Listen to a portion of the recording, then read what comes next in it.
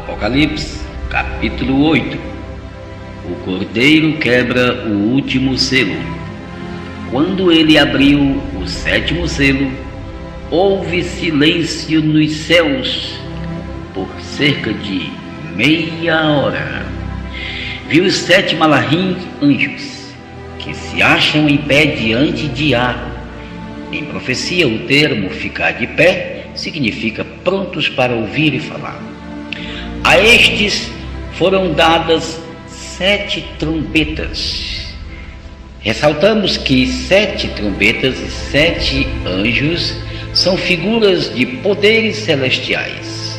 Anjos, malahim em hebraico, e ângelos em grego, trazem as mesmas conotações de mensageiros.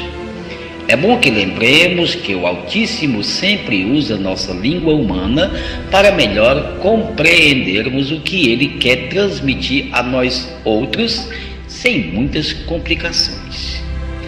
Nosso entendimento humano é assim. Quando ouvimos falar em 7 anjos, em nossa mente 7 seres, cada um com uma trombeta na mão, tocando como se fosse literal.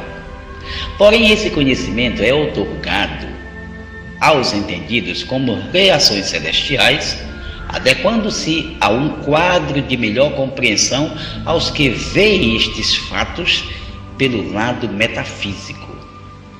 Por exemplo, anjos tocando quer dizer Nadi e seus companheiros falando o que vai acontecer. O termo 7 quer dizer ação celestial em sua plenitude. Então veremos em seguida outro malar que trazia um incensário de ouro. Aproximou-se e ficou em pé junto ao altar. A ele foi dado muito incenso para oferecer com as súplicas de todos os santos sobre o altar de ouro diante do trono. Incenso em profecia representa ação agradável ao Todo-Poderoso, demonstrando a aceitação dos sacrifícios feitos por súplicas sinceras por seus santos a Yahweh. E da mão do malar subiu diante de Arro a fumaça do incenso com as petições dos santos. Isto quer dizer que todas as ações do povo remanescente estão visíveis aos olhos de Arro e são aceitas como sacrifício vivo e santo ao Senhor. Então o malar, anjo, pegou o incensário, encheu de fogo do altar e lançou-o sobre a terra. Incensário com fogo denota justiça derramada sobre os homens maus. E houve trovões, vozes, relâmpagos e um terremoto. Lembrem que todas estas ações celestiais são simbólicas e isso tudo se derivará dos malahim de Arro na preparação do milênio. Agora, malahim tocam trombetas. Então os 7 anjos que tinham as 7 trombetas prepararam-se para tocá-las. Vós estáis lembrados quando falei que o Yahweh fala a nossa língua? Mas os significados para os entendidos são efetivamente outros. Por exemplo, toques de trombetas significam episódios advindo das ações pré-milenar. Isto não quer dizer absolutamente que há seres tocando nos céus, mas as reações de justiça advindo do alto estarão paulatinamente acontecendo. O primeiro anjo tocou a sua trombeta, e granizo e fogo misturado com sangue foram lançados sobre a terra. Foi queimado 1/3 da terra, 1/3 das árvores e toda a relva verde.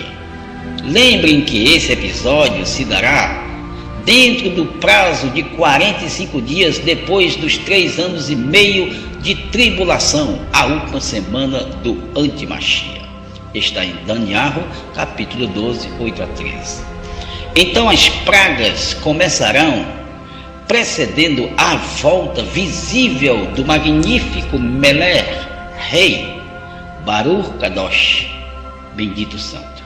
O segundo anjo tocou a sua trombeta e algo como um grande monte em chamas foi lançado ao mar. Um terço do mar transformou-se em sangue. Morreu a terça parte das criaturas do mar e foi destruído um terço das embarcações. Imaginem o mundo pego de surpresa, presenciando todos esses fenômenos jamais vistos. O terceiro anjo tocou a sua trombeta e caiu do céu uma grande estrela queimando como tocha sobre o terço dos rios e das fontes das águas. O nome da estrela é Abisinto.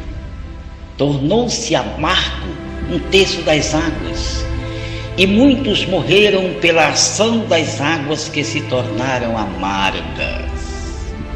O quarto anjo tocou a sua trombeta e foi ferido um terço do sol, um terço da lua e um terço das estrelas, de forma que um terço delas escureceu, um terço do dia ficou sem luz e também um terço da noite.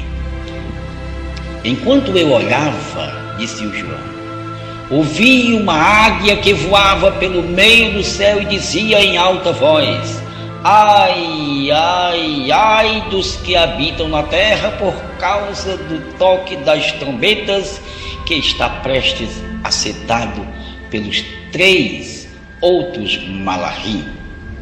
Segue-se o capítulo 9, mais 3 trombetas hão de tocar.